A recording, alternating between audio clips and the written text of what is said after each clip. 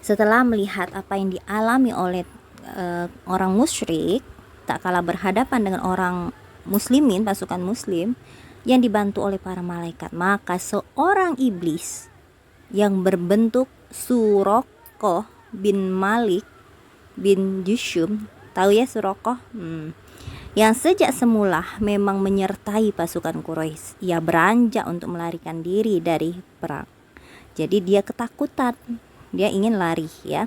Al-Haris bin Hisham yang melihat gelagat Suraqqah ini hendak memegangnya. Tentu saja dia mengira iblis itu benar-benar Suraqqah. Dikiranya itu adalah Suraqqah, padahal itu iblis dengan penampakan Suraqqah. "Mau kemana kau Suraqqah?" tanya Al-Haris. "Bukankah kau pernah berkata engkau akan menjadi pendukung kami dan tidak akan meninggalkan kami?" Namun iblis itu memukul dada Al-Haris hingga membuatnya terjengkang.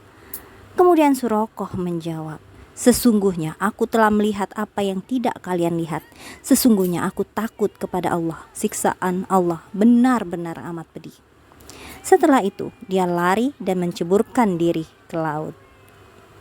Jadi memang iblis itu, tapi penampakannya seperti Suraqqah ya. Iblis saja takut karena apa yang dilihatnya itu malaikat. Dia melihat malaikat kayak gitu ya.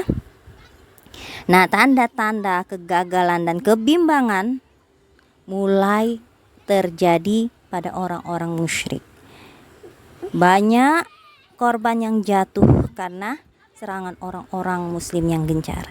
Pertempuran pun mendekati masa akhir. Tidak seorang musyrik pun yang lebih suka lari dan mundur dari kancah. Tidak sedikit orang musyrik itu lari ya dari perperangan. Sehingga inilah yang membuat orang muslim menawan dan menghabisi lawannya. Maka lengkaplah kekalahan orang musyrik. Nah, itu. Jadi banyak yang lari, banyak yang mundur karena ketakutan sendiri. Pasukan muslim itu tidak pernah habis ya. Tak kalah melihat tanda-tanda kebimbangan yang menghantui barisan orang-orang kafir, maka Abu Jahal berusaha bersikap tegar. Biasa saja. Dia ingin menggugah semangat pasukannya.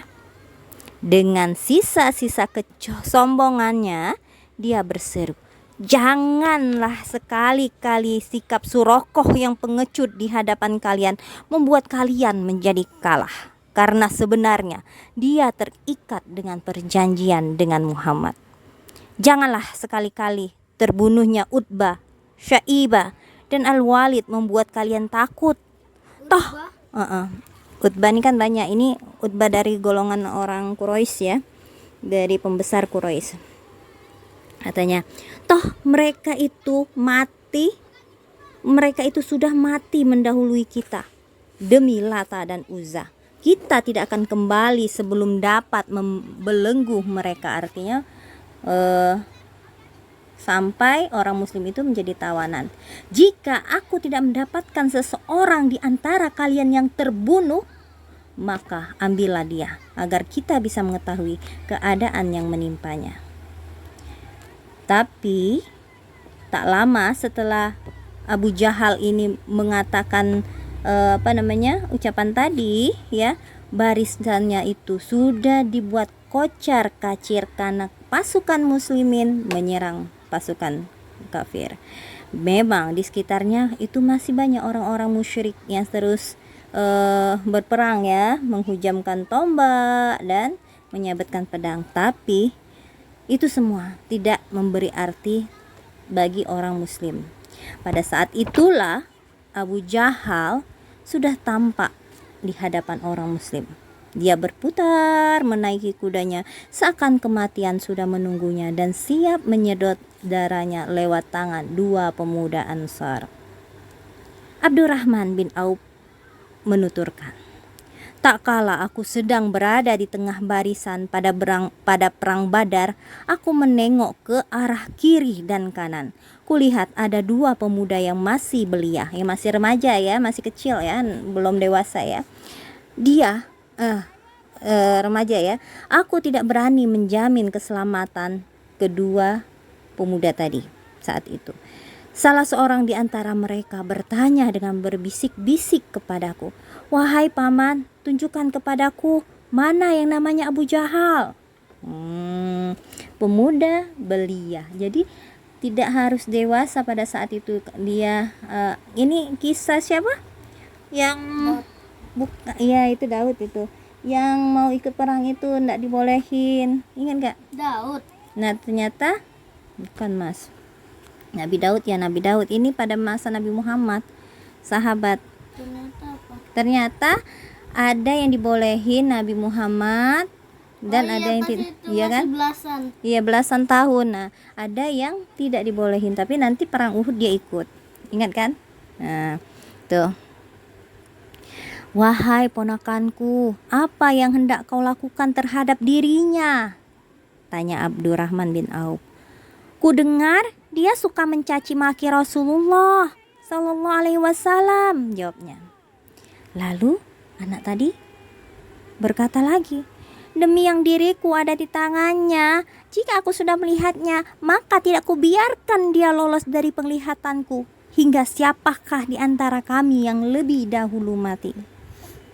Aku, Abdurrahman bin Auf, tertegun mendengar perkataannya. Lalu pemuda yang satu lagi mengerlingkan kepadaku, gini melihat, dan bertanya seperti itu pula kepadaku. Aku menajamkan pandangan mencari-cari Abu Jahal yang sedang berputar-putar tadi ya di tengah manusia. Nah setelah melihatnya aku berkata kepada mereka berdua, "Apakah kalian tidak melihat? Itulah sasaran yang engkau tanyakan itu." Lalu dua pemuda tadi langsung menyerang Abu Jahal bersama-sama dengan pedangnya hingga dapat membunuhnya. Jadi terbunuhlah Abu Jahal di perang Badar. Kemudian keduanya menemui Rasulullah dan beliau bertanya, "Siapakah di antara kalian berdua yang telah berhasil membunuhnya?" Tanya Rasulullah. Pemuda tadi sama-sama menjawab, "Akulah yang telah membunuhnya." "Apakah kalian sudah mengusap pedang kalian?" tanya Rasulullah kembali. Mengusap, dihapus darahnya kayak gitu ya. "Belum," jawab keduanya. Beliau memandang pedang milik mereka berdua lalu bersabda, "Kalian berdua telah membunuhnya." Dilihatnya ternyata masih ada darah, dan Rasulullah tahu itu adalah darahnya Abu Jahal. Rasulullah pun menyerahkan harta rampasan miliknya secara khusus kepada Mu'az bin Amr al-Jamuh dan dua pemuda tadi. Pemuda tadi Mu'az bin Amr al-Jamuh dan Muawid bin Afra ya. Itu ya. Dia Mu'az bin Jabal. Bukan Mu'az bin Jabal. Siapa? Mu'az bin Amr al-Jamuh, karena pemuda kedua terbunuh setelah itu. Jadi mati. ya nanti setelah itu Muawid bin Afra tadi meninggal. Dan Ibnu Ishaq menuturkan, Mu'az bin Amr bin al-Jamuh berkata, "Aku mencari informasi dari orang-orang. Sementara itu Abu Jahal berada di dekat pohon yang rimbun, berbaur dengan orang-orang musyrik yang membawa tombak dan pedang yang memang bergerombol di sekitarnya untuk melindunginya. Orang-orang berkata, 'Abul Hakam,' maksudnya itu Abu Jahal, 'Abul Hakam tidak akan bisa lolos,' katanya." Gitu ya. Nah, tak kala mendengar tentang dirinya, mendengar tentang Abu Jahal tadi, maka aku mempersiapkan diri lalu mendekati dirinya. Kata Mu'az bin Amr bin Jamuh tadi yang membunuhnya ya. "Selagi jarak sudah memungkinkan, aku segera menyerangnya dan dapat menyabet hingga kakinya putus pada bagian betis." Pada bagian betis. Di sini ya. Namun kemudian anaknya Ikrimah menyerangku. Ikrimah belum masuk Islam pada saat ini. Nanti dia masuk Islam ya. Ikrimah menyerangku dan mengenai pundakku hingga tanganku putus dan bergelantungan. Oh, jadi Muaz ini pun kehilangan tangannya karena kulitnya masih belum putus. Pertempuran terus berkecamuk membuatku tersingkir dari kancah pertempuran. Setelah berhasil membunuh sebagian banyak musuh pada hari ini, akhirnya aku agak mundur ke belakang karena rasa sakit yang amat sangat. Tanganku yang tertebas kuputuskan dan kubuang. Dia sendiri yang memutuskannya, lalu dibuangnya tangannya.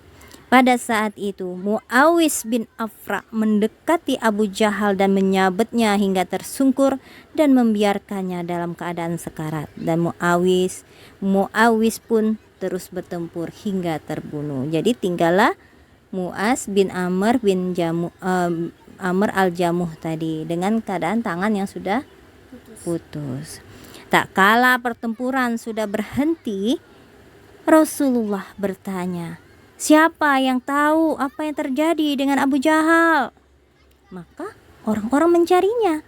Abdullah bin Mas'ud mendapatkannya dengan napas tinggal satu-satu. Jadi Abu Jahal tuh tinggal gitu ya, sekarat ya. Abdullah bin Mas'ud menginjakkan kakinya di leher Abu Jahal, memegang jenggotnya untuk menongakkan kepalanya.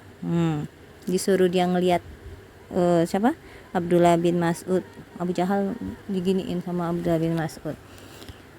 Nih, Abdullah bin Mas'ud berkata, "Apakah Allah sudah menghinakanmu, wahai musuh Allah?" Tanya Abdullah bin Mas'ud. "Dengan apa dia menghinakan diriku?" Padahal sudah sekarat ya Abu Jahal ya. Dia ngomong, "Dengan apa dia menghinakan diriku?" Abu Jahal balik bertanya. Lalu dia bertanya lagi, "Apakah aku akan hina karena menjadi orang yang telah kalian bunuh? Atau orang yang kalian bunuh itu justru lebih terhormat? Andai saja bukan seorang pembajak tanah yang telah membunuhku." Lalu dia bertanya, "Beritahukan kepadaku siapa yang berhasil menguasai daerah ini." Maka Abu Jahal menjawab, maksudnya itu ya siapa yang akan menguasai daerah Mekah itu ya, daerah Badar tadi. Maka Abdullah bin Mas'ud menjawab, "Allah dan Rasulnya." Abu Jahal berkata kepada Abdullah bin Mas'ud yang masih menginjakkan kaki di lehernya, "Aku sudah naik tangga yang sulit, wahai pengembala kambing." Memang selagi di Mekah dulu, Abdullah bin Mas'ud adalah seorang pengembala kambing. Jadi dia berkata lagi Abu Jahal, katanya, "Aku sudah naik tangga yang sulit, hai Abdullah bin Mas'ud," katanya gitu. Nah, setelah dialog ini, Abdullah bin Mas'ud menarik kepala Abu Jahal dan membawanya ke hadapan Rasulullah dan berkata, "Wahai Rasulullah, ini kepala musuh Allah, Abu Jahal. Demi Allah yang tiada ilah selain dia." Beliau mengucapkan 3 kali, lalu bersabda lagi, "Allahu Akbar. Segala puji bagi Allah yang telah memenuhi janjinya, menolong hambanya, mengalahkan pasukan musuhnya." Jadi memang kalau perang itu memang kejam-kejam banget ya. Ya Mas ya. Makanya kita kalau ini disyukuri ya.